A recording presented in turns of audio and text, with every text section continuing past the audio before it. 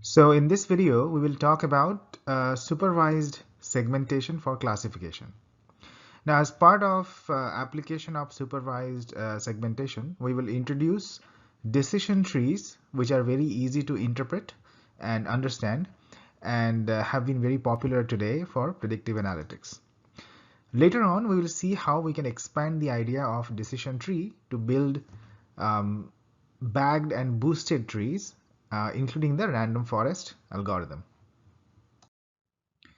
So here is a very simplistic data set of a bank's loan write-off information. Now we have the customer attributes X, which is name, balance, age, and employed.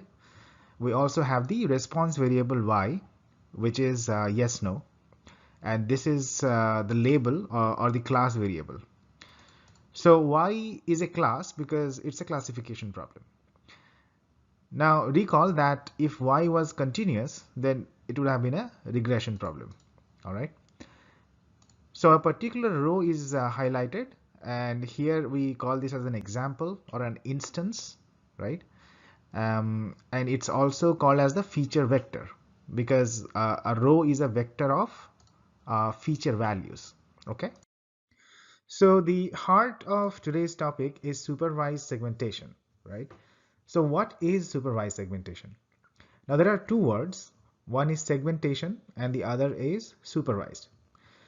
So segmentation refers to dividing the data set on a feature with some rule. Okay. By using a rule on a particular feature, we will divide the data set into groups. That's what segmentation refers to. And supervised refers to the fact that in the process of coming up with a division rule, we will actually use the Y variable. Okay. So that's what supervised segmentation means. So for example, in this data set, our variable of interest is whether the customer will default or not. That's our Y variable, and that's what we want to actually predict.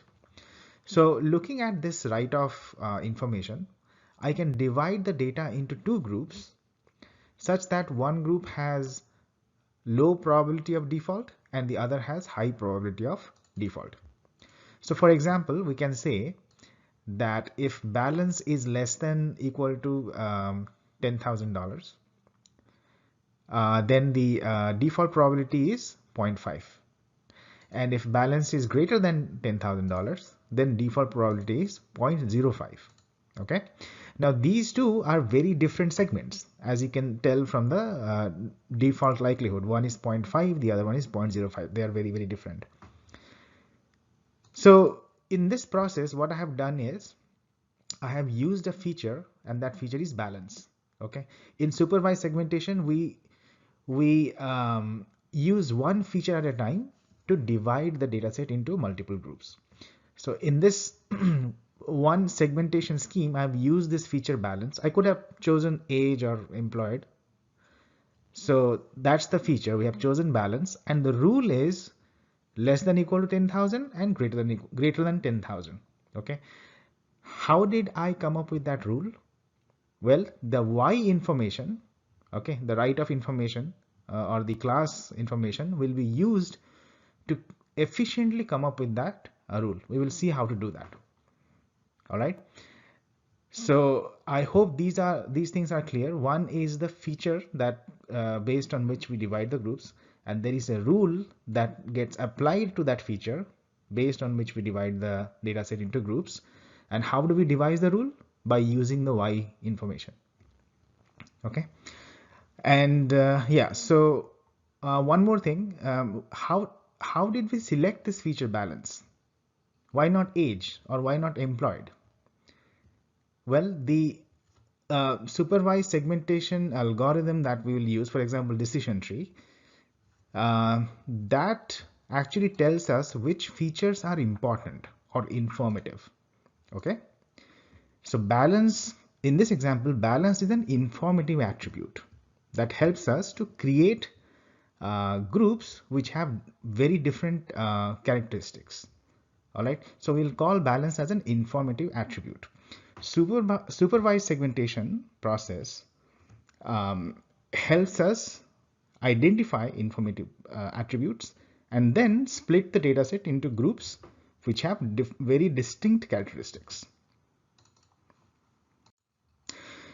The important or informative features that we split on, we are able to easily discriminate between the segments. Okay. Now, the decision tree algorithm that we are going to look at is a form of tree-based induction. Okay, because we use trees to induce the idea of which feature are informative from a classification standpoint. Okay.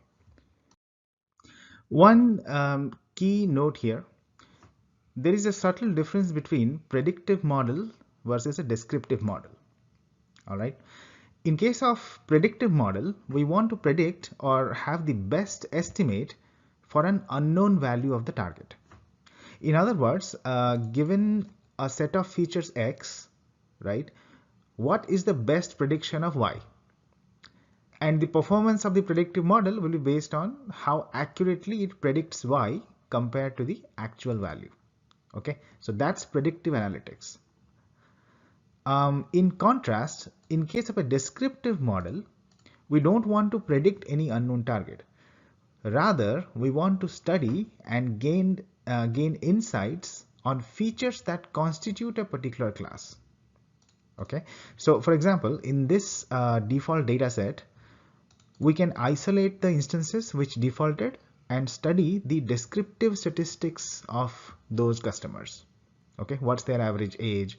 What's the employment status? Okay, so we can segregate this data into two populations, defaulting and non-defaulting, and we'll study the descriptive statistics of these two groups.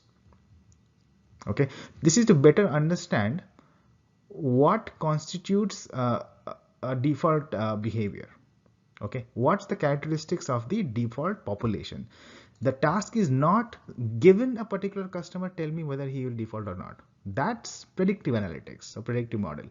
Descriptive model tells you or describes the characteristics associated with a particular class.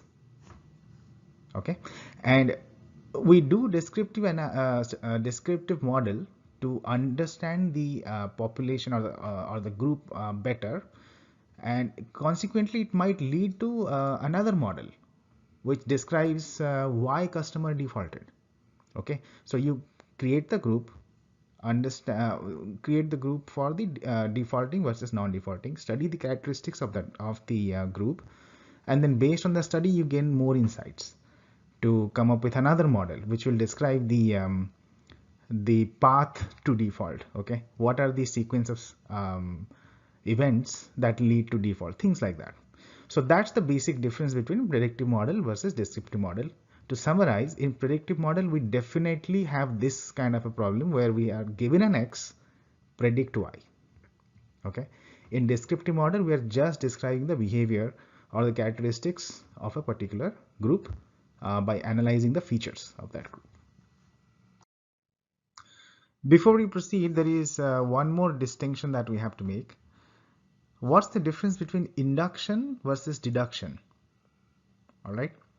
In machine learning, induction refers to postulating a model to describe the general behavior of data from a set of specific examples.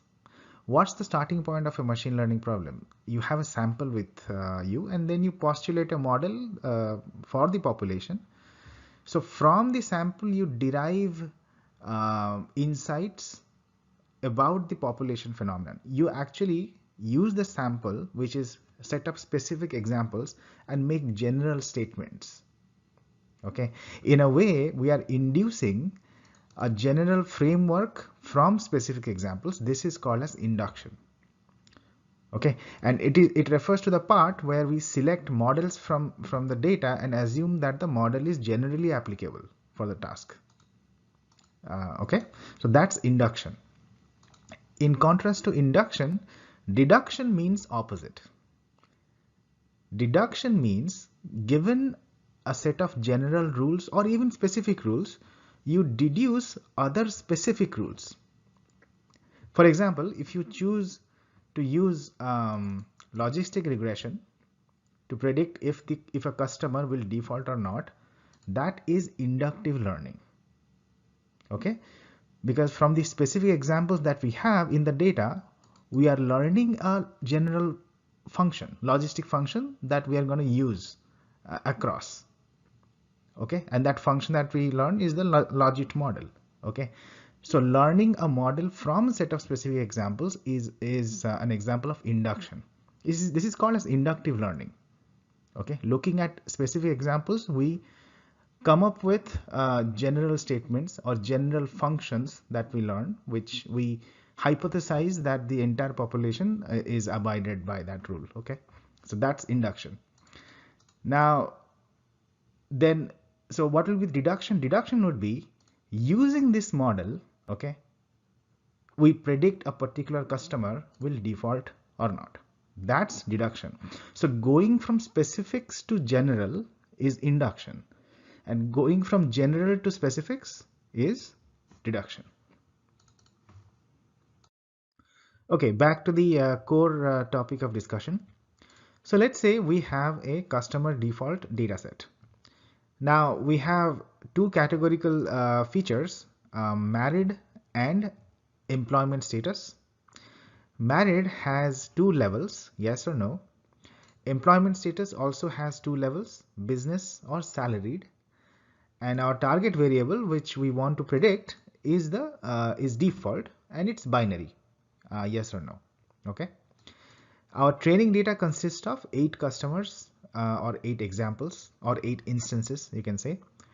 And our goal is to develop supervised segments to be able to predict if a test instance will default or not. That's our goal. So using this training data, we will create supervised segmentation, and with the help of those segments, we can actually predict if a test instance, that means a customer which is not part of our training data, will default or not. Okay, so that's our goal. Okay, before we explore the algorithms, if I ask you what is the most naive estimate of probability of default for this particular test example? Okay, so probably the most simplistic raw estimate of probability of default is the one that does not even take the x or the features into account. We can actually give an estimate by just looking at y. All right, it will be very raw and very simplistic or crude estimate, but that's the most basic estimate you can produce. Okay, just by looking at y, we can say that okay, there are 8 examples or 8 customers. Out of those, 4 defaulted, irrespective of their features. 4 defaulted out of 8, so the probability is 0.5. Okay, this is probably the least expensive way of coming up with an estimate, and it completely ignores the features, right? And we can actually call it as unconditional PD, because the moment you provide features, feature values of a particular customer, and you predict based on the features, it becomes a conditional PD, right? Probability of default given X. Here in this example, we did not even use X. So you can call it as an unconditional PD, and that could be a starting point of your analysis. All right. Okay, but we have features, right? So let's use them. But which features to use? Which features to segment on? That's the question. How do we choose informative attribute? That's what we are trying to find out. So here we have two choices. We can use the feature married, or you can use the feature employment status. Okay, which feature is better or more informative? Let's find out. Now, if we choose to use the feature married, then we can segment our customers like this. The feature married has 2 values, so we can segment in only one way: married equal to yes or married equal to no. Okay, so to begin with, we have 8 customers, right? 1, 2, 3, 4 up to 8. Call this segment as node 0. Okay, we also call this as root node. Call this N0. Okay, as that stands for root node. Then we split the data set into 2 segments, one with married equal to yes, the other one is with married equal to no. And as I said, this is the only way in which you can split, because married is a categorical variable. To be specific, it's a binary variable. There are only 2 values, so there is only one way you can split. Using married, you can split the data set in only one way. Now, if we look at the split, the customer 1, 2, 5, and 7 belong to the first segment, and customer 3, 4, 6, 8 belong to the second segment. Call these segments as N1, N2, just for convenience. Now that we have branched, right, let's calculate the probability of default in both these segments. What is the probability of default in node 1? Well, it's simple. Out of 4, only 2 defaulted, right? So there are 4 customers, 1, 2, 5, and 7. If you look at the original data, 1 and 5 are the customers who defaulted, right? So 2 out of 4 defaulted. So that means the conditional PD, we can call this as conditional PD, because probability of y equal to 1 given that the customer belongs to node 1. So it's sort of a conditional PD. Now that we have branched, we have added conditions. Okay, depending on depending on which group a customer belongs, his PD will be different. Okay. All right, so in node 1, the probability of default is 1 by 2. How did I get that? Because 2 out of 4 customers defaulted in node 1. Any customer which falls in this node 1, my estimate of probability of default for that customer would be 1 by 2. Okay. Similarly, in the other node N2, again, there are 4 customers and only 2 defaulted. So 3 and 6 defaulted. So in node 2 also, my probability of default estimate is 0.5. Okay, this is pretty straightforward.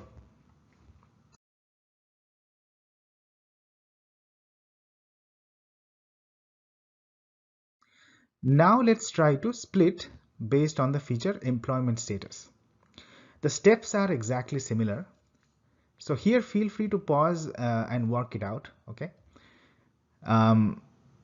So if we go by employment status, again, that's a binary variable. So there is only one way you can split the data set.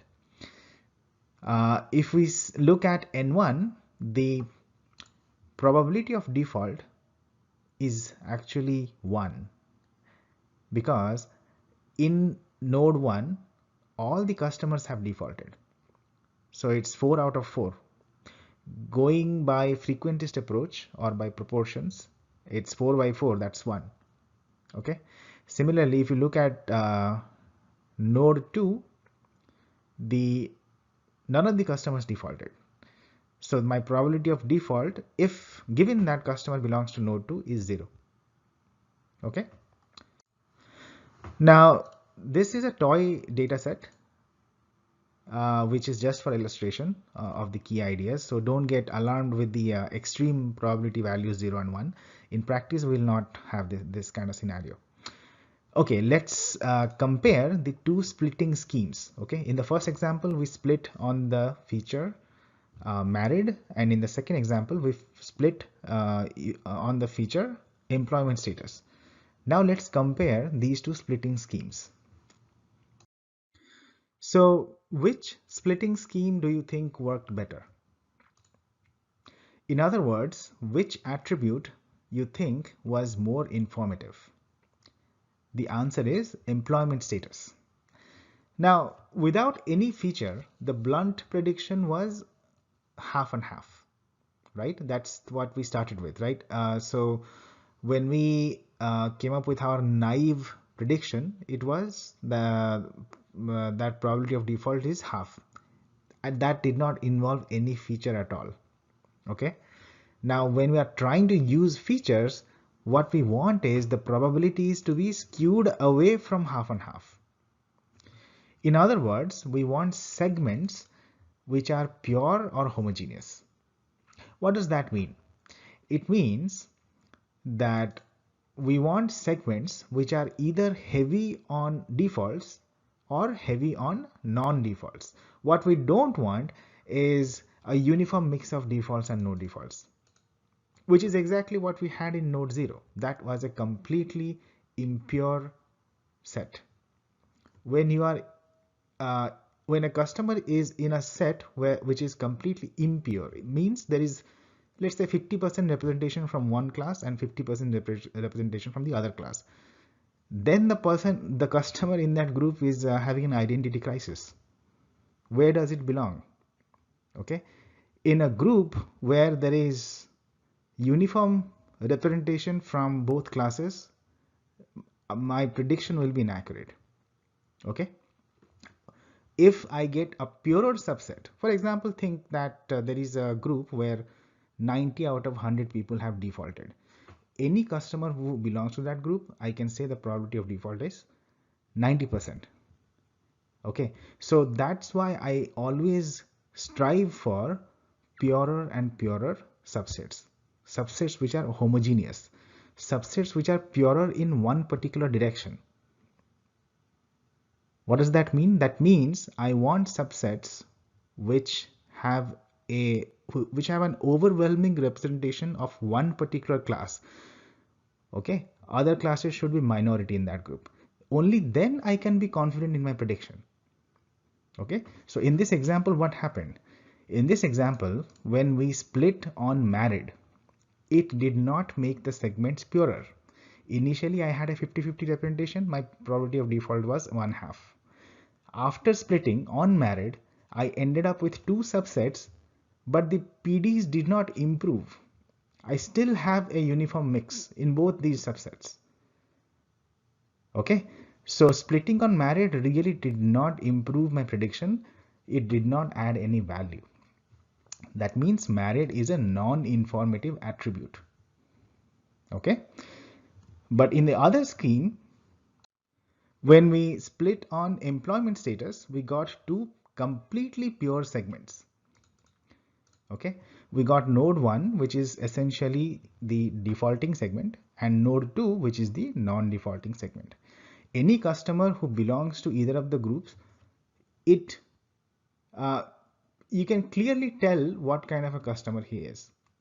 Whatever is your estimate of PD on either of these groups is more accurate. All right. Let me rephrase that. Your prediction of y equal to 1 or 0 will be more accurate because the groups are homogeneous. Okay, the groups are either purely in 0 direction or 1 direction.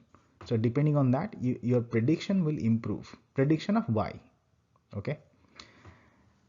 All right. So what we discussed is that with segmentation, we desire to gain impurity, or you can say we want to reduce impurity. All right.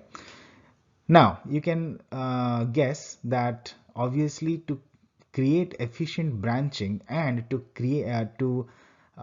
identify informative attributes that result in maximum impurity reduction.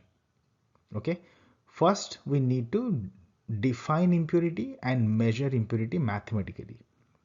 Once we measure the impurity of a group mathematically, then we can find out which feature at what value I need to split so that the resulting impurity of the children, that means the subsets, is much less than the parent. That's the whole idea. Okay, so how to measure impurity mathematically, we'll see that shortly. Before that, one thing though, for sure we want that in every split our subsets should be purer and purer or more homogeneous. Okay, But in practice, we actually don't want 100% purity in any segment. As in this case, this example, this is a toy example. This is just for illustration. But in practice, we want to avoid 100% purity. Can you think of why? Pause the video and try to come up with an answer. Okay, the answer is one word: overfitting. We don't want to overfit. Meaning, as per our example, we should not create a rule that anyone who has employment status equal to business will default with 100% probability.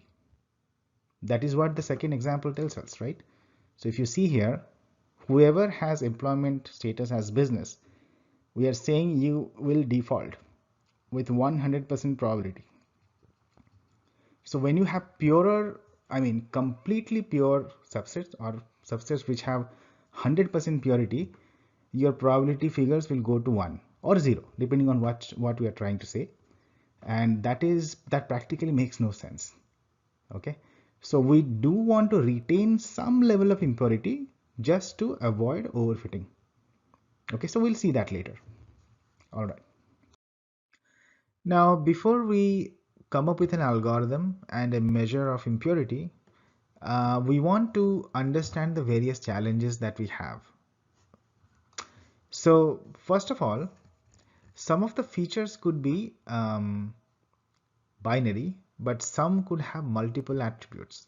For example, in our previous example, we had the variable employment status, which had two levels: business or salaried. Now imagine the same variable, employment status, it could have three levels. For example, business, salaried, and unemployed. So if a feature has three levels, then when you split on that feature, it will be a three-way split. Okay, actually there are algorithms which only do two-way split even on features which have three levels. How can you do that? It could be like this. So employment status, I can split like this: business, not business. Then within not business, again it will come as salaried, not salaried.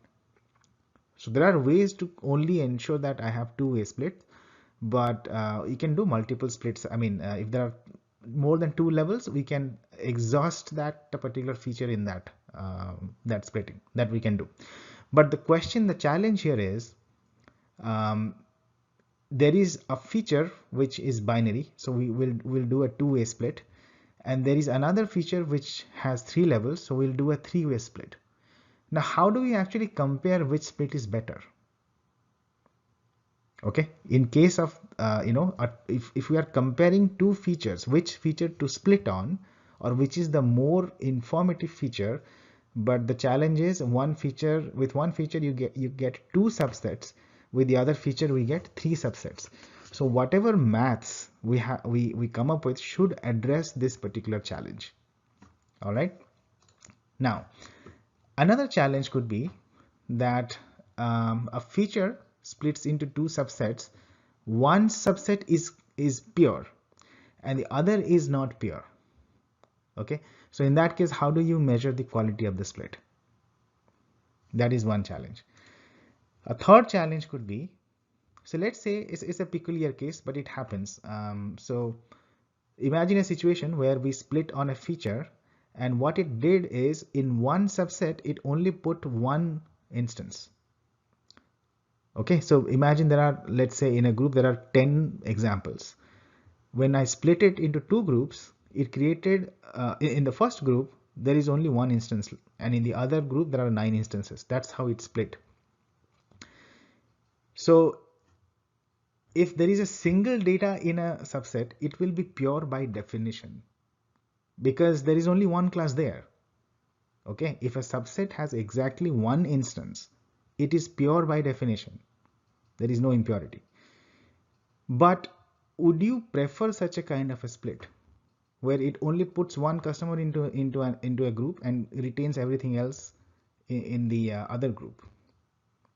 Okay, so this particular split, where it puts just one instance in one group, making it completely pure by definition, and everything else in the other group, which will almost retain the entire impurity of the parent. Okay, that compared against let's say another split which actually creates two groups, both of which are impure, let's say.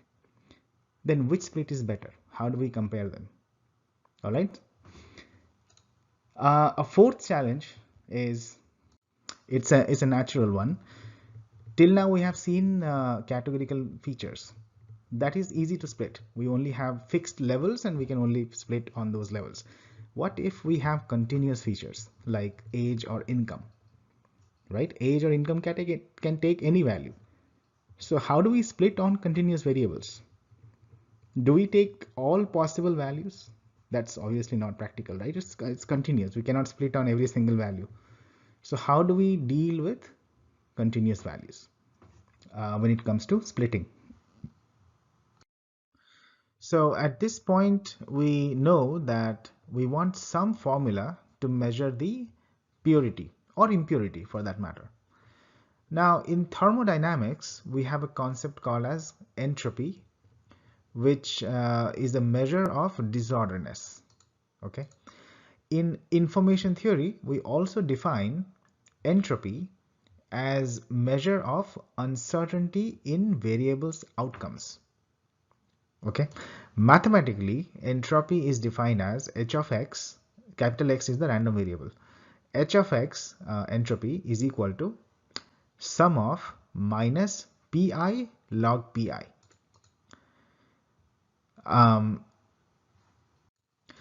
Where x is the random variable and pi is the probability of the ith outcome. So our random variable, it could be anything. So random variable is x, and it has different outcomes. Every outcome has an associated probability pi. So we define entropy as sum of minus pi times log pi. So it's just the probabilities across the outcomes, and we aggregate in this fashion, minus pi times log pi, okay, across all outcomes. That's the entropy. Now in our case, the example that we have been discussing so far, the variable is default, okay, which has a Bernoulli distribution. So we are trying to predict a binary variable y, which is default or no default. That's a Bernoulli, that follows Bernoulli distribution, and it has two outcomes, 1 or 0, and the associated probabilities are p 1 minus p. Okay, so if we want to calculate entropy, in our case it will be h of d. So d is the random variable default, capital D, which takes value 1 and 0, and p and 1 minus p are the associated probabilities to those outcomes. So entropy would be h of d is equal to minus p log p minus 1 minus p log 1 minus p. Just follow this particular formula. Okay, this is the original definition of entropy. Now one small note here. So we originally defined entropy as sum of minus p log p, where p is the probability of each outcome. For a two-class problem, which is what we are dealing with so far, this formula is symmetric. If you look at this formula, it is symmetric in the sense that if you replace p by 1 minus p, you get the exact same structure. It does not change. Try to replace p with 1 minus p, it remains the exact same. Okay, this is the characteristic of a two-class problem. When your random variable has two outcomes. When we have multi-class problem, so our y potentially would have more than two levels that we want to predict. That will be a multi-class problem. In that case, just use this formula. Okay, if let's say there are three outcomes, then there will be three associated probabilities. Accordingly, you can calculate the entropy. For most of our examples, we would deal with binary classification problems. So pretty much every time we'll use this formula. Now, how does this formula actually help? So before we understand the intuition behind this formula, let's talk about a few couple of caveats. okay, that we need to remember in these calculations. Number one is that this log that we have written here, it has a base of 2, not 10, not e, it has a base of 2. So it's log p base 2. All right. And the second caveat is if p is 0, if the associated probability is 0, then we get an expression 0 times log of 0. Now we know log of 0 is minus infinity, so it becomes undefined mathematically, 0 times minus infinity. But we will treat this as 0. Okay, so when you are implementing this particular function in Excel or Python or anywhere, ensure that you address the this particular error scenario. Whenever p is 0, 0 times anything is 0, we are using that convention here. All right. Okay, so now let's get insight into how this formula actually helps to measure impurity. Okay, so consider a segment which has, let's say, 5 defaulted customers and 5 non-defaulted customers. Now we know that this is a completely impure segment. Okay, what's the probability of default in this group? It's 1 by 2. So 5 default divided by 10 total counts, that's 1 by 2. Now let's calculate entropy. Okay, now going by the formula, entropy is minus half log half minus again half log half, right? Because p is half and 1 minus p is also half, so we get minus half log half minus half log half, that is minus log half, which is 1. All right, so this segment has got an entropy of 1. Similarly, consider another segment which has 10 defaulted customers and 0 non-defaulting customers. What's the probability of default in this group? Probability of default is 1 because there are 10 customers, everybody defaulted, so probability of default is 1. Is this an impure segment or a pure segment? It's a completely pure segment. Okay, everybody defaulted in that group. Okay, so there is no shadow of doubt what happens in this group, everybody knows. Okay, so this is a pure subset and we get a probability of 1. What is the entropy? Use the formula. Entropy is equal to minus 1 log 1 minus 0 log 0. 0 comes because 1 minus 1 is 0. Remember the caveat, right? 0 log 0, we would treat this as 0. So we get log 1 is 0, right? And 0 times anything is 0. So 0 minus 0 equal to 0. So we get the entropy as 0. Okay. And let's consider the another pure segment, the opposite extreme, right? So in this segment, nobody defaulted, 0 defaults, and there are 10 non-defaulting customers. So this is also a pure subset, but in the completely opposite direction. What is the probability of default here? It's 0 because nobody defaulted. What's the entropy? Entropy is minus 0 log 0 minus 1 log 1. Again, that turns out to be 0. Okay, so now you can see how the formula works. We said that entropy measures impurity. So what we saw here is that for pure segments, entropy is 0, and that is the minimum. The lowest value of entropy is 0, and you'll get 0 only when the segment is completely pure. And for perfectly impure segments, which is our first case here, that's a completely or perfectly impure segment, entropy goes to 1. Okay, and that's highest. So entropy takes a value between 0 to 1. For pure subsets, you'll get a value of 0. For completely impure segments, you'll get a value of 1. And then you get everything in between, right? Depending on whether it's purer, then you'll get value close to 0. If it is like close to being perfectly impure, then you get a higher value. All right. So if we plot entropy as a function of probability, then we get a nice symmetric inverted U shape like this. I highly encourage you to try to plot this function in Excel. So this function entropy is a function of one variable in this particular example. It is P. P governs the value of entropy. Try to vary the value of P from 0 to 1 because it's a probability, so it will take values from 0 to 1 and see how the entropy behaves. Okay, so as we discussed, entropy measures impurity, right? So as probabilities take values 0 or 1, those represent pure subsets. Okay, and at those value subsets we have entropy equal to 0, which is at the minimum. Zero entropy means perfectly pure subsets.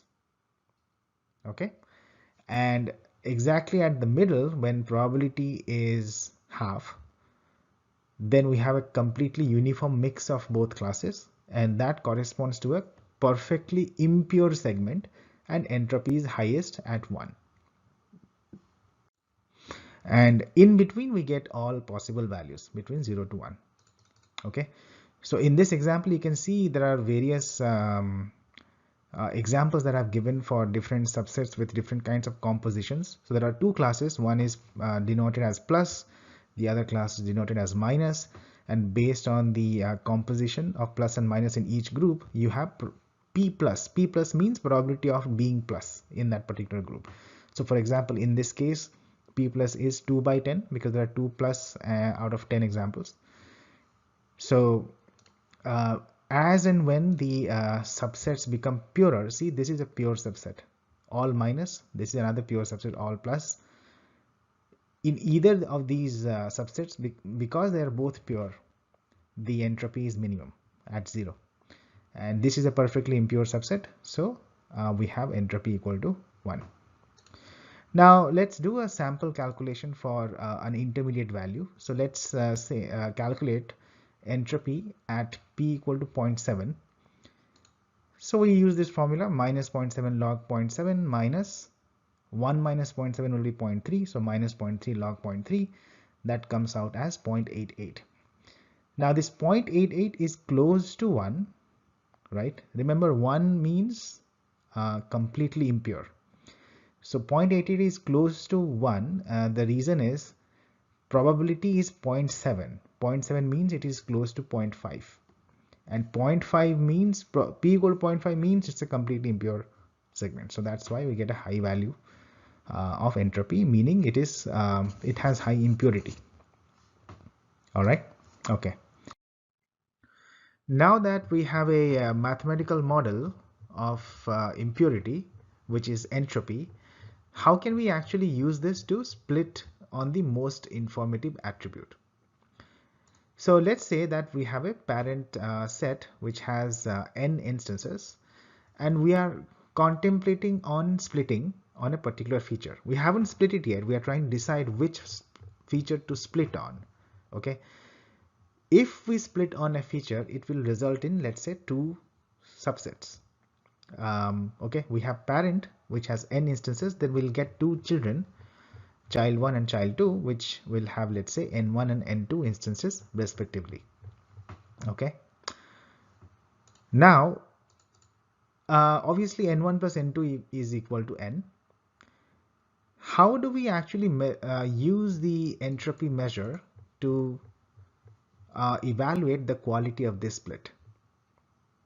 All right. The idea is very simple. Children must be purer than the parent. Okay. Otherwise, there is no point of splitting.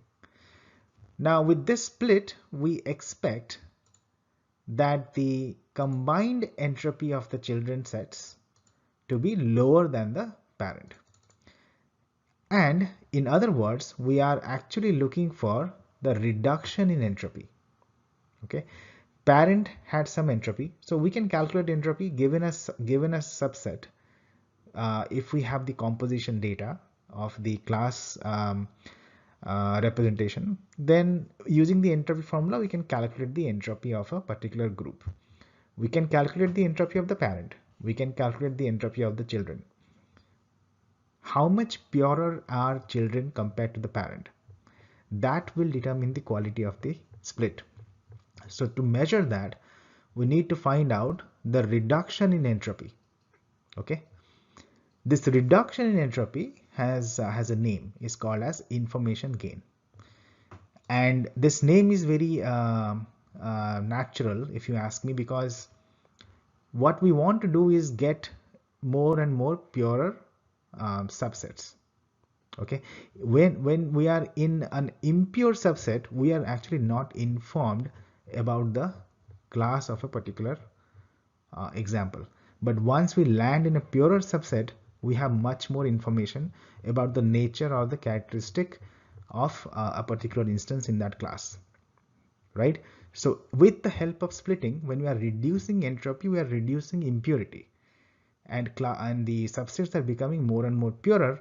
In other words, we are getting more and more informed in terms of what kind of group that would that be, okay, with respect to a particular class.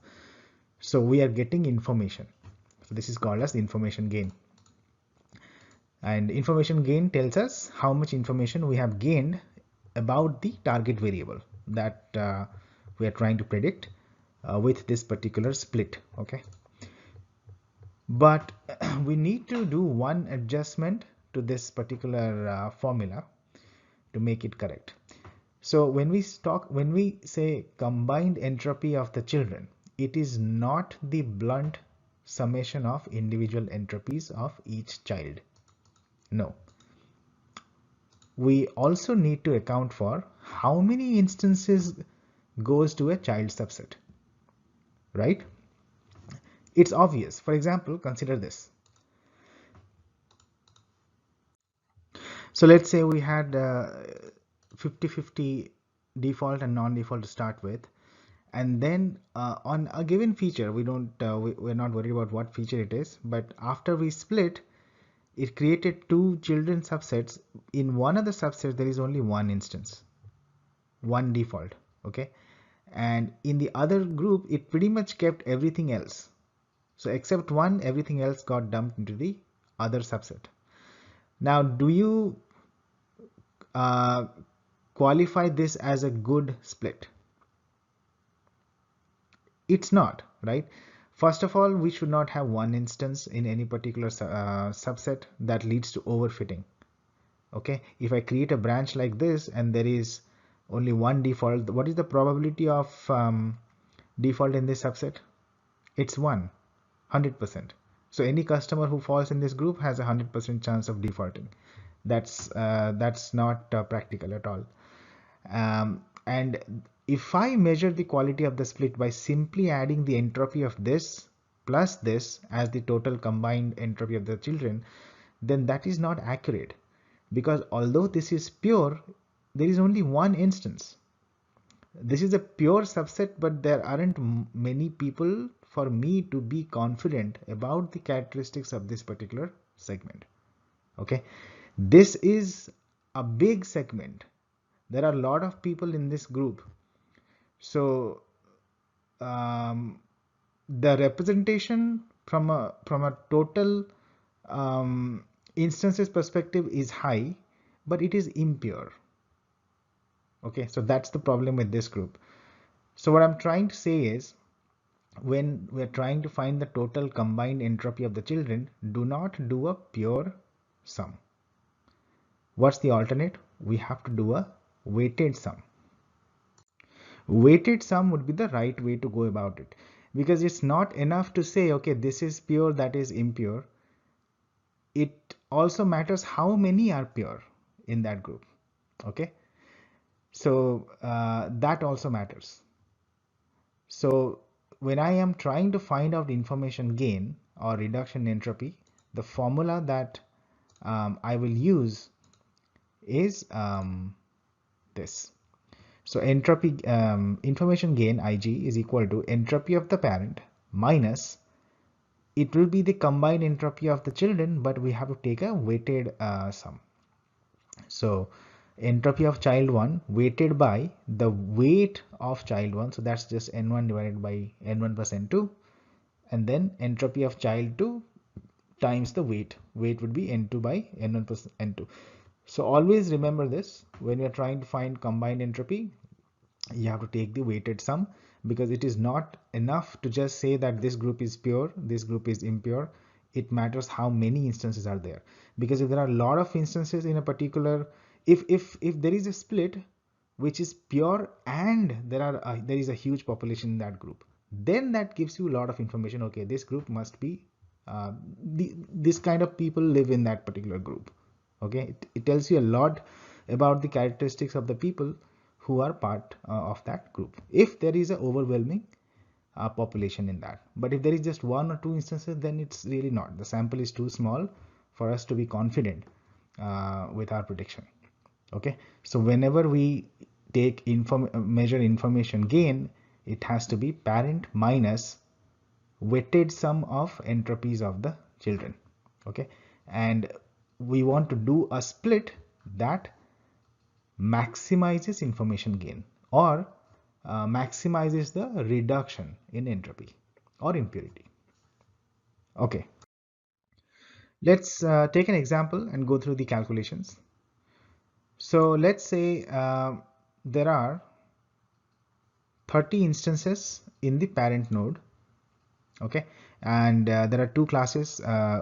It's denoted as star or dot. So you can see there are 14 star instances and 16 blue instances. It could be anything. Okay, now if we calculate the entropy of the parent, it will be simply use the formula. So we have probability of dot as 0.53. We can use that, or we can use the other. Remember, it is symmetric, right? So you can, it's the whole formula is symmetric. You can take any probability and put it in the formula. You'll get the same answer. So we get 0.99. Okay, we get 0.99 as the entropy of the parent, which indicates that it's a very, very impure subset. And that is true because there is almost equal representation of both classes. Okay, now we split it into two children. So child 1 has 13 instances, 12 dot and 1 star, and the branch that is created is using this rule balance less than 50k. All right, and we get the entropy of the first subset as 0.39.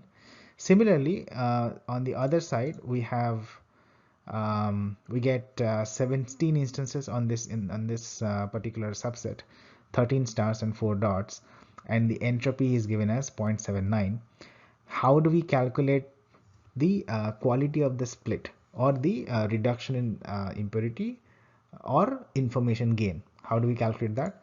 Information gain is equal to 0.99, that is the entropy of the parent, minus entropy of the child 0.39 weighted by its weight. Its weight will be 13, 12 plus 1, 13 divided by 30.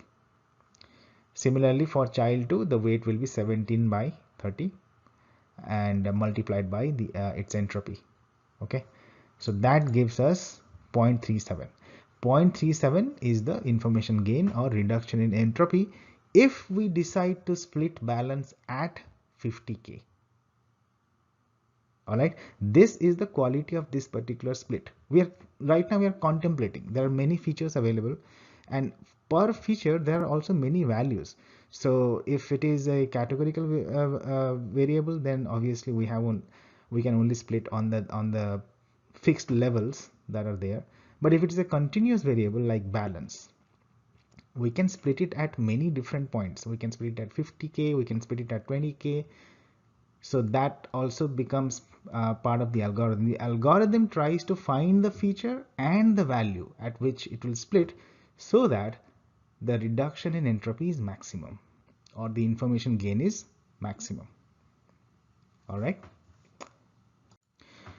Please pause the video at this point and go through all these calculations on the slide yourself to make yourself comfortable. Okay. So now we are going to split the same data on another feature, which is residence.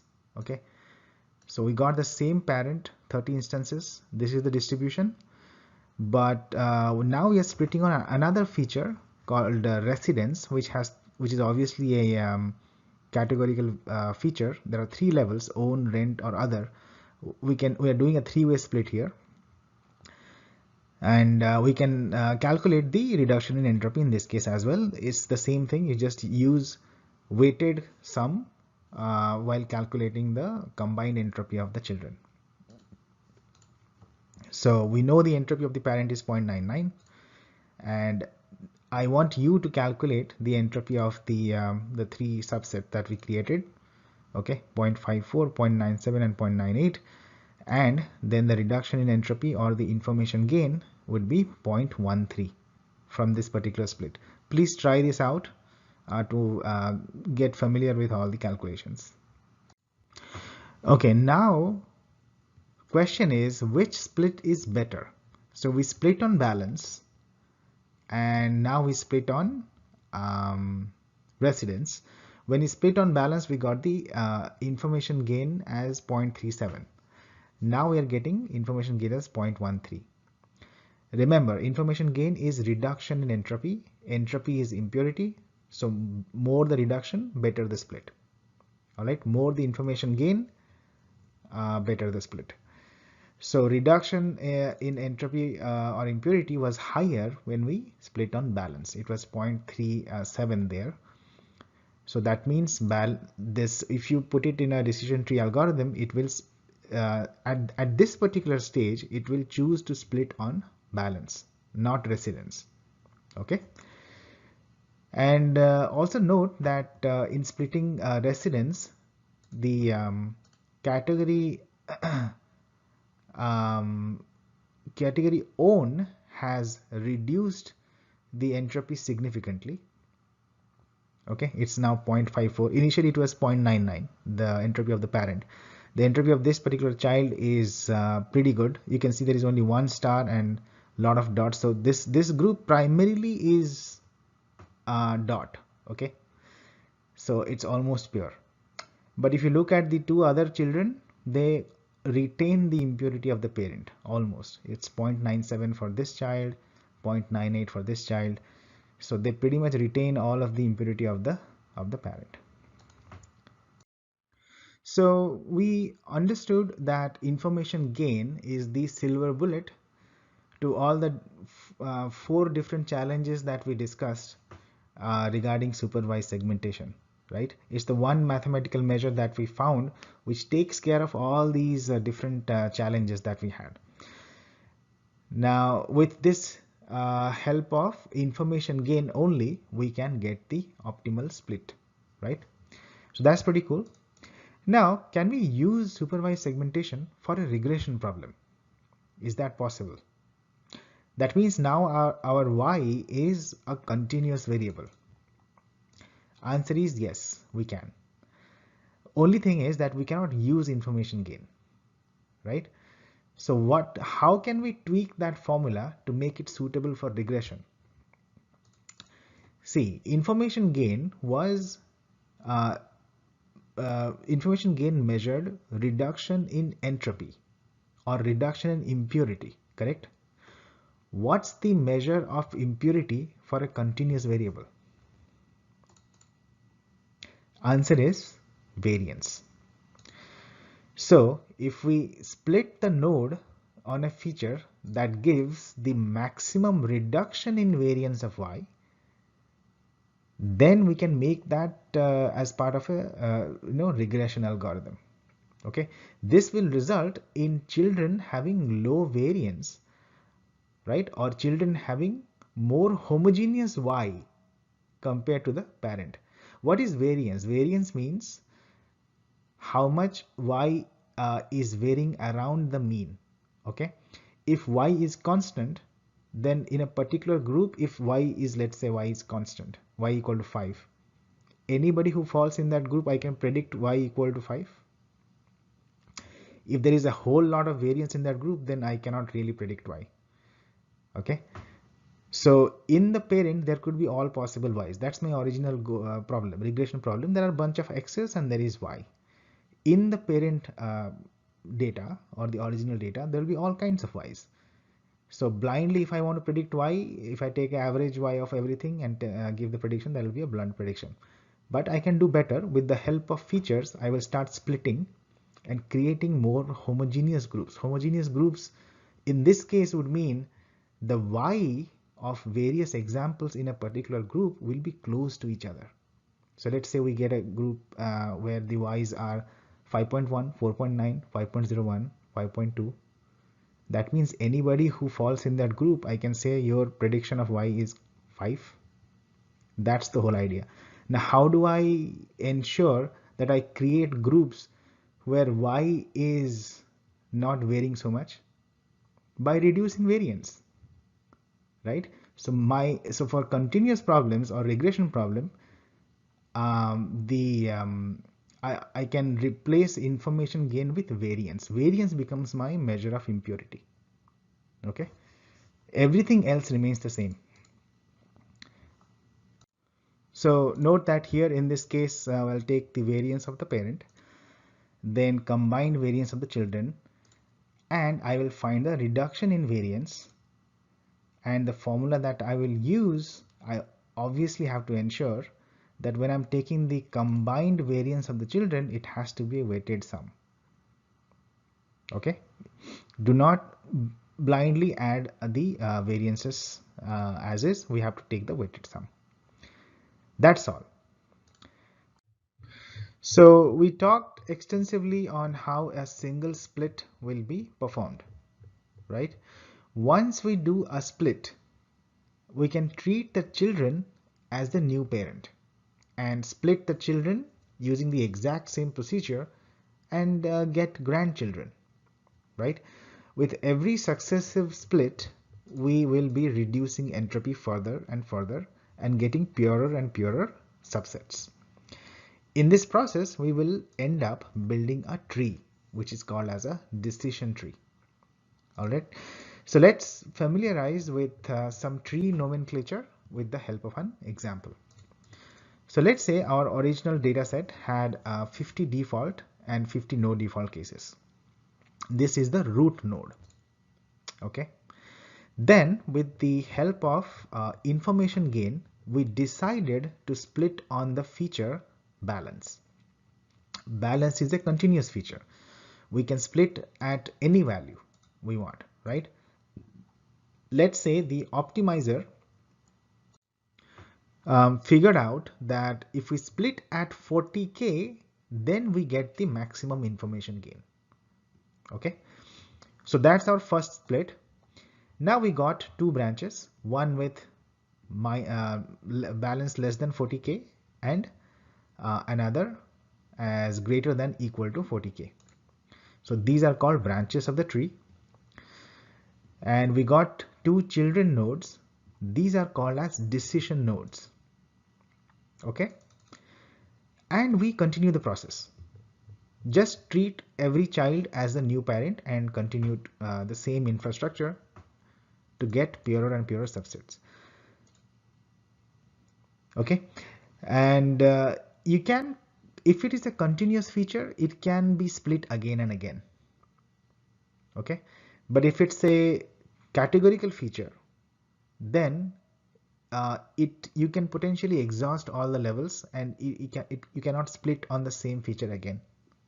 All right, so for example, if you look here, rent equal to own, you are on this on this particular subset, and let's say there are only two levels available, rent equal to own and rent equal to other.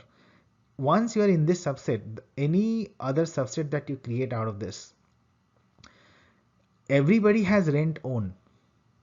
Okay, there is no mix of rent equal to own and rent equal to other in this group anymore. So you cannot split this in on rent feature anymore. Same with this also. Okay, but if you split on balance, balance can be split on any value. So once we are in this less than 20K zone, you can further split it into, let's say, less than 10, greater than 10. Okay, so that's one of the differences. Now finally, when we decide to stop, we land at leaf nodes. This is so that's why it is called as a tree. We start with the root node, and then we create branches. These are the intermediate nodes called as decision nodes, all the way up to the leaves of the trees. Okay, these are called the leaf nodes. And basically you can visualize a tree upside down. Okay, the root is supposed to be at the bottom and leaf should be at the top, right? And this is a tree completely upside down. That's it. So these are some of the key terms that you need to know from a decision tree nomenclature perspective. Once we reach our leaf nodes, our tree is complete. Now let's label the final nodes or segments we got. So the first one is simply whoever has balance less than 20K. That's the definition of this segment. The PD in this segment would be 40 divided by 45. That's the probability of default in this group. All right. The second segment, we can say the balance would be between 20K and 40K. Okay, because if you look at the branching, so you have to follow the branching starting from the root all the way up to that particular leaf node. So if you see, initial split was balance less than 40K. This zone, this particular group has balance less than 40K, all of them. On top of that, again, this is balance greater than equal to 20K. That means the resulting group will have balance greater than equal to 20K and less than 40K.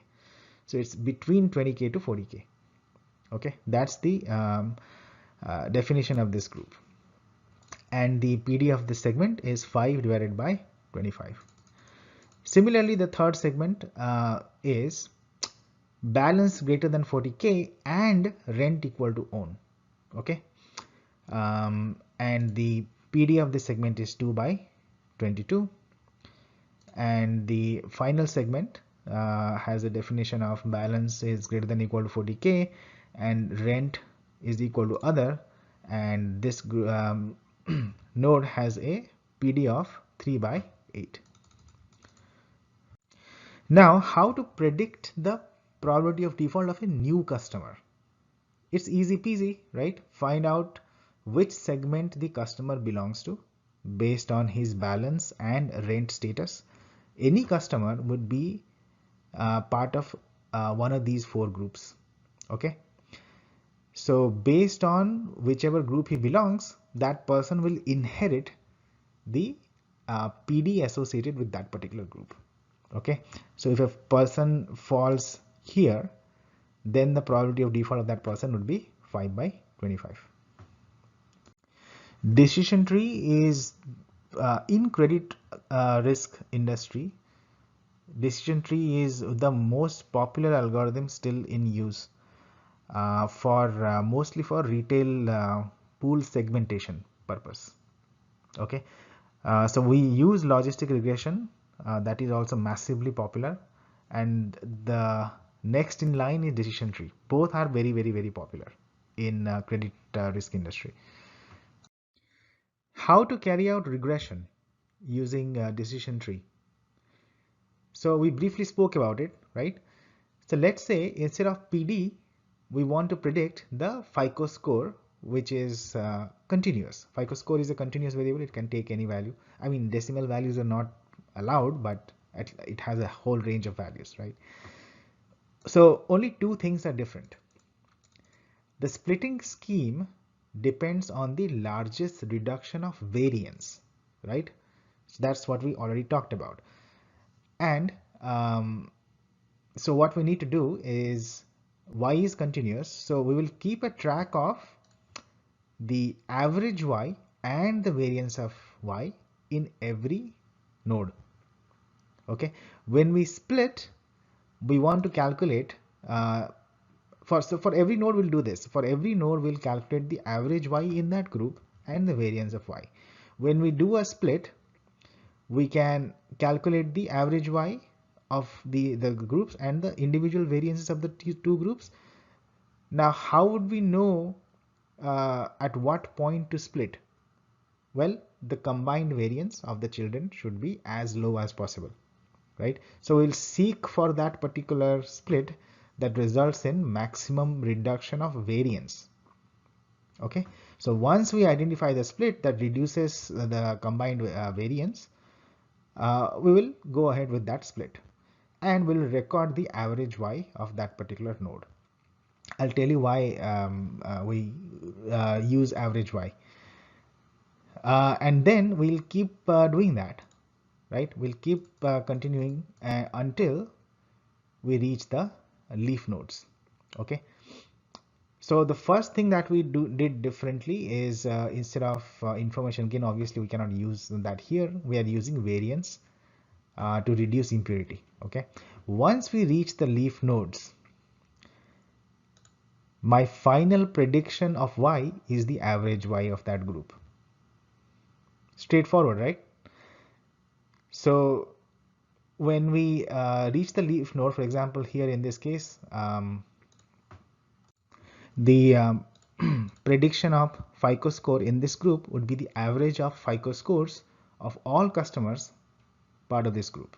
Okay, for balance less than 20K, if we want to predict a continuous variable, instead of, when in case of PD we calculate the proportion, right? But in case of predicting a continuous variable, we'll take the average y in that group. So that's all there is. Okay, so this is how you can tweak the decision tree to address a regression problem. Okay. The algorithm that we discussed so far is essentially a divide and conquer algorithm. The way we approach this problem is that we have a parent set of, the original data set, and we are not very sure. So what we do, let's divide it and become more informed. Then again we divide it. So at every stage we are dividing and conquering. So it's a divide and conquer theme going here. It's a recursive partitioning technique, right? Where we are dividing the data to make the children purer and purer than the parent. However, this algorithm suffers from a flaw. You see, when we split, we only care about the parent and the immediate children.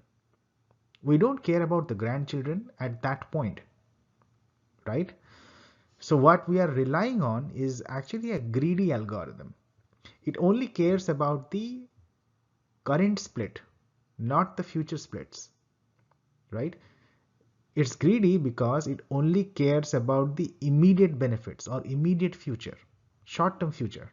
Doesn't care about what happens after 2 or 3 splits. Are those optimal if I take this route? It doesn't care about that, right? That's why it's the greedy algorithm.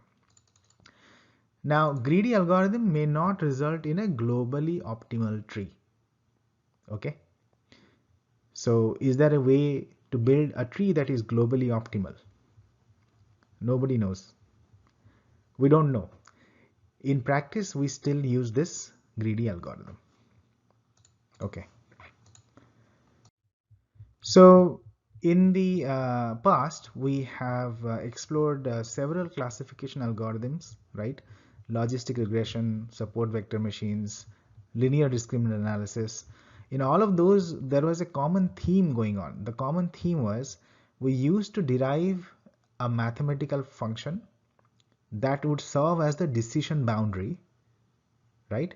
By minimizing some loss function. We used to derive that decision boundary, and so once we have a decision boundary, then points which are to the left of the decision boundary would be classified into one class, and points which are on the right side, it could be left, right, or above, below, depends, I mean, how you see it.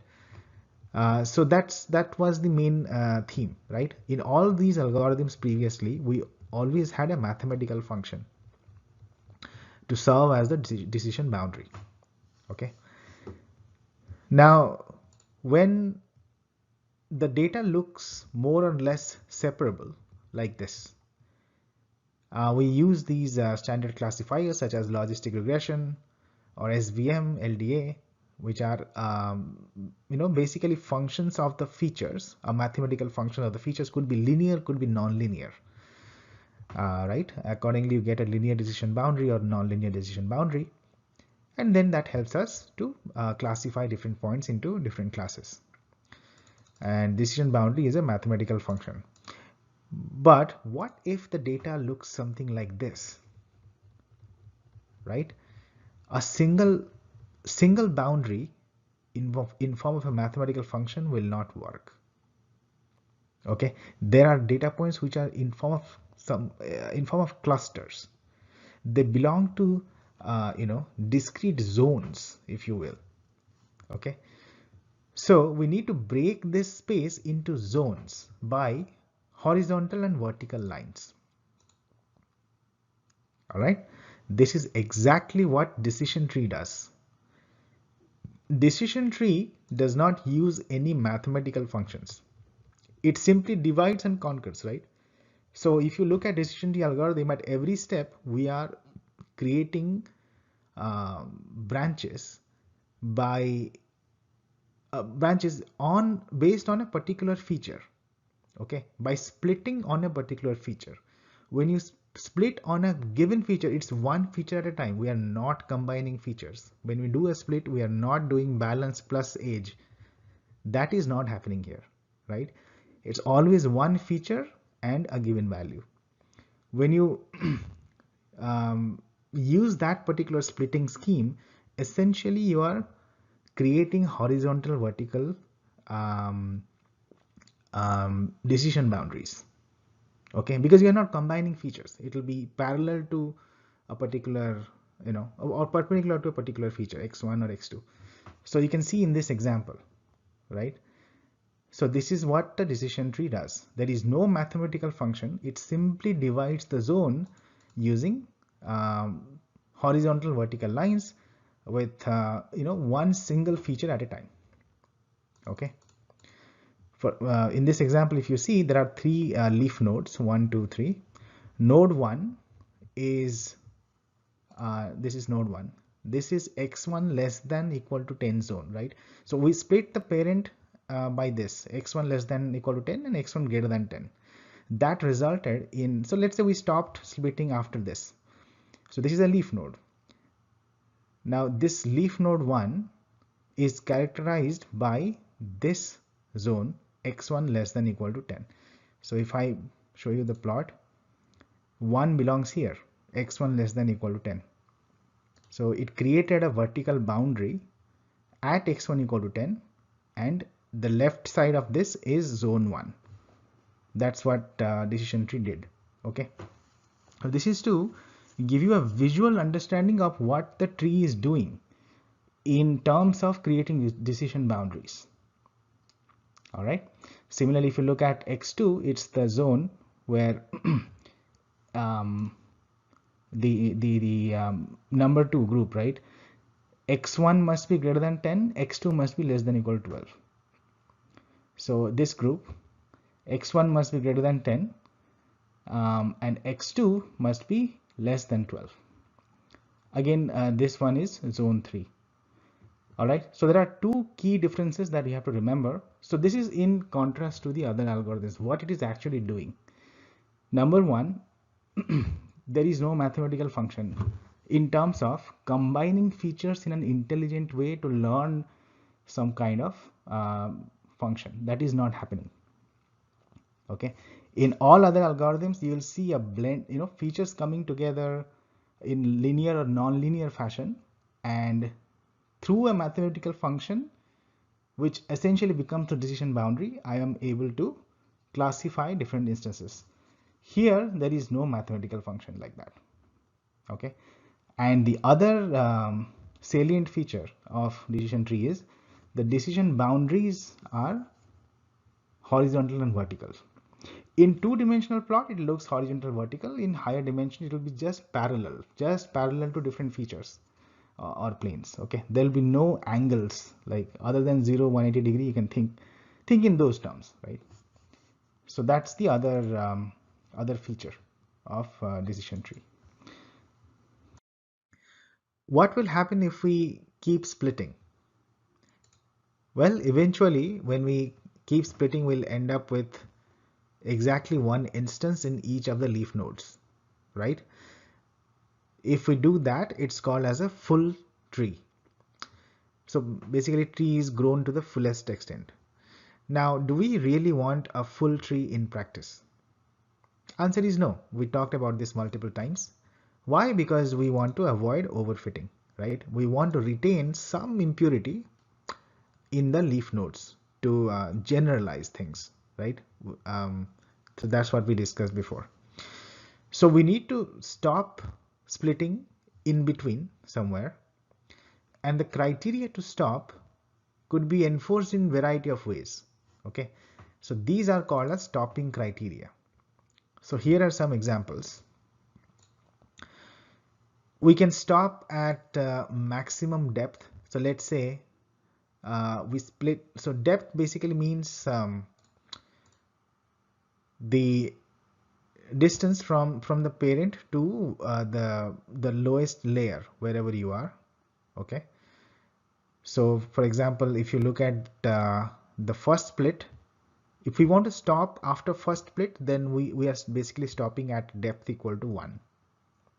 Okay, similarly we can provide a maximum depth equal to 2, so it will do another split max, but it will not go beyond that. So it will split this node, it will split this node, but then that's it if the maximum depth is given as 2.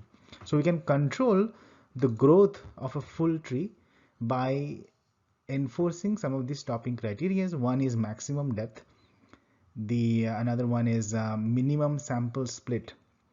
That means if the number of instances in a particular subset is going below a threshold, then we'll stop. We want to ensure there are minimum, let's say 5 samples present in all the groups. We don't want to go into a situation where there is very few instances left in a particular subset. That's not a good idea, right?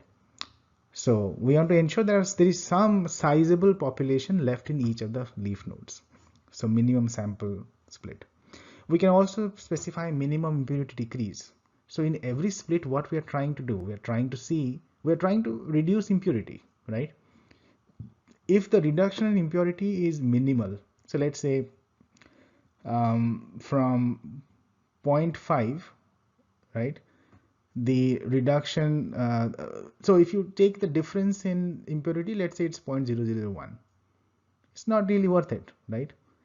I mean, that impurity reduction is practically insignificant. I can probably avoid that and have, avoid overfitting as well. Okay, I'll get a minor improvement in accuracy, but if I stop the splitting, I'll avoid overfitting, right? The more you split, you're moving more towards overfitting the tree.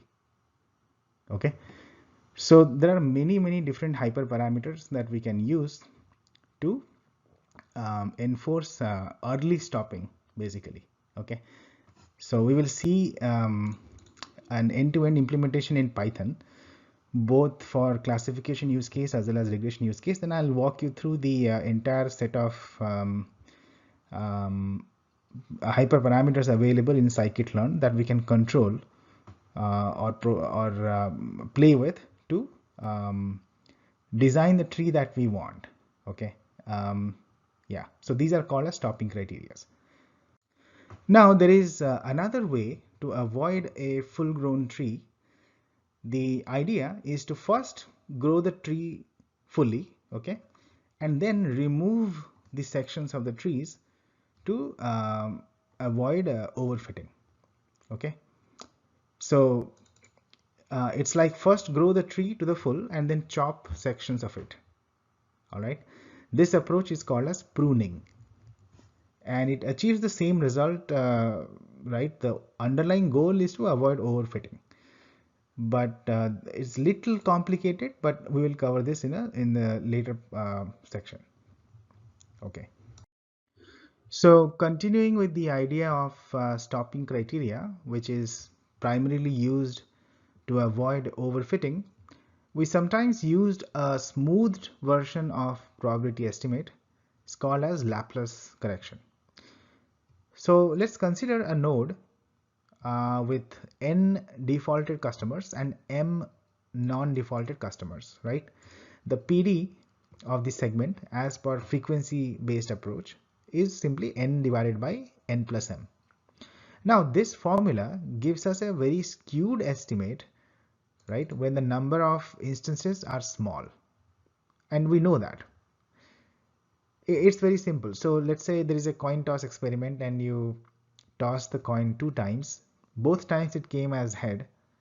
Going by frequency based approach, you would say the probability of head is 100%. In small samples, there is always this um, you know frequency based approaches do not give a good number.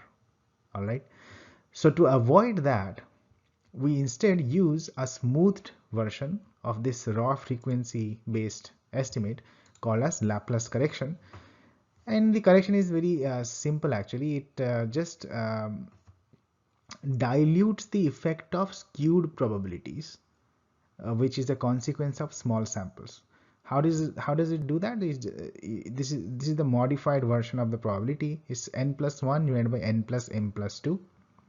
Okay, and this will dilute the effect of, or it will smooth out these extreme probabilities. Okay, so yeah, this formula still pretty much is close to this raw estimate if n and m are large.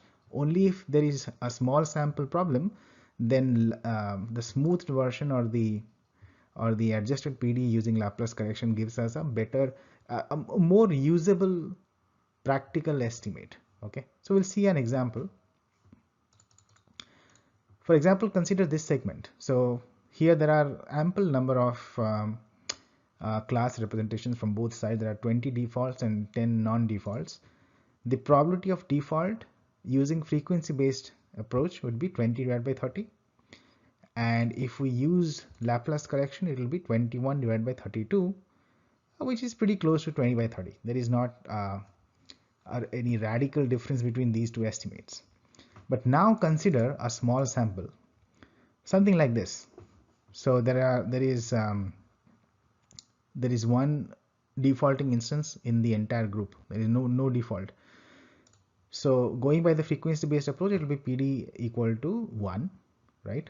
Because it's a pure subset with one single instance. We want pure subsets, almost pure subsets with a sizable group. That's what we want practically. Okay, so this is pure, but it has only one instance. We totally need to avoid that. But if this happens, still the Laplace correction will come to rescue. So if you use Laplace correction, the probability is 2 by 3, and that's not too bad. Okay, this estimate can work. It kind of gives a little Bayesian flavor, right, in terms of not using the data as is and inducing some kind of adjustment, but yeah, it will dilute any such skewed probabilities that might come up if the sample size is not adequate. Okay, so 2 by 3 is more sensible than 1. I can use 2 by 3 in practice. Okay, so just like the entropy measure, which is a measure for impurity, we have another measure called as Gini index, which is also very popular, that also measures impurity and is given as 1 minus sum of pi square. And we know what pi is. Pi is the probability associated with ith outcome. Okay, so we take all such probabilities with across different outcomes and square them, add them, and then 1 minus of that will give you the Gini index or Gini coefficient. So like entropy, Gini also has the inverted U shape. Okay, but it takes values between 0 and 0.5. Remember, entropy takes value between 0 and 1, but Gini index takes values from 0 to 0.5, and if the it behaves similar to the entropy. So you see the shape is similar, and when the subset is pure, so probability is either 0 or 1, then Gini index is 0. Okay, so you just put pi is equal to 0. So let's say, so okay, if probability associated with one class is 0 and the other class would be 1. Okay, so sum of 0 square plus 1 square is 1, 1 minus 1 is 0. Similarly, if you put pi equal to 1 and the other one would be 0, it will be 1 square plus 0 square, again 1, 1 minus 1 equals 0. In either case, if it is a pure subset, Gini coefficient will be 0. That's what you see here and here. And if it is impure, then Gini coefficient becomes 0.5. So you know what pure, so let me use this word, purely impure. Okay, purely impure means probability would be half-half. So in that case, this particular sum would be 1 by 2 square plus 1 by 2 square, which is 1 by 4 plus 1 by 4, which is 1 by 2. So 1 minus 1 by 2 is half. That's what we see here. Okay. Here is one exercise for you. Show that for a two-class classification problem, Gini is given by this expression. Yeah, just try it out. It's easy, it's straightforward. Now, some of the popular algorithms that are used as part of building decision trees are as follows. The first in line is CHAID or CAID. You can call whatever you want. It stands for chi-squared automatic interaction detection, which was introduced in 1980, which is still used in industry in credit risk domain. So basically it uses chi-square test of independence of groups as a splitting criteria, right? So when you are splitting, the two groups should be as independent as possible. So based on chi-square statistic, you decide the splitting criteria. Then we have CART. CART stands for classification and regression trees. This came in 1984 and is extremely popular. You'll find CART in most of the software packages. In fact, in Python scikit-learn, it actually uses CART algorithm. And we have some other packages such as C4.5 and C5.0, which are also very popular these days. So in the next video, we will see a couple of implementations useful in credit risk domain in Python using scikit-learn library. One for classification, which is so basically we'll take a probability of default example with the real data, and we'll do one regression example.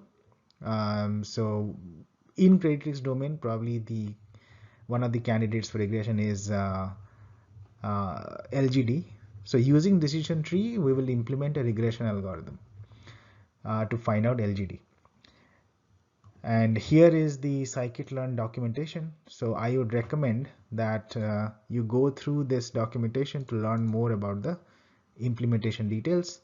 We'll do an end-to-end example, but there are a lot of good information in this particular URL. So as I mentioned, scikit-learn uses the CART algorithm. So that's what we will see. All right, see you in next video. That's all for now. This is Satya from Peaks to Tails. Thanks for watching.